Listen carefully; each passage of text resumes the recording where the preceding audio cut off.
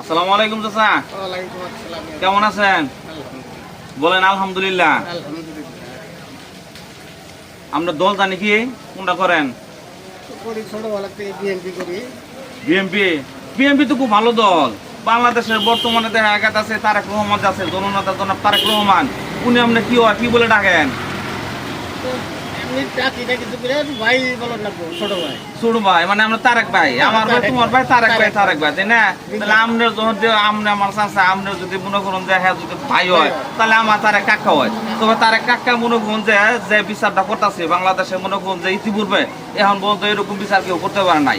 এই রামিসা হত্যা বিচার মনে করুন যে 1 মাসের ভিতরে কার্যকর, তো মনে করবো 1 মাসের ভিতরে সর্বোচ্চ যে শাস্তিটা, এই শাস্তিটা মনে করুন যে দিব 1 মাসের ভিতরে তাকে ফাঁসি দেওয়া হবে। আলহামদুলিল্লাহ। বলেন আলহামদুলিল্লাহ। আলহামদুলিল্লাহ।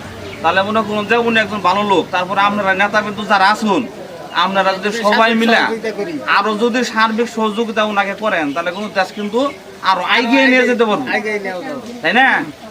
আমি কিন্তু কোনো অবশ্য দল টল করি না, তারপরে মনে করুন যে তারেক রহমান যে পেলে উনি মনে করুন যে পরিচালনা করতেছে, কিন্তু ওনারা খুব ভালো লাগে। হ্যাঁ, আমি করি জায়গার বাড়ি, কিন্তু দোয়া রইলো তারেক রহমান যেন সুন্দরভাবে দেখা গেছে এই দেশটা চালায়।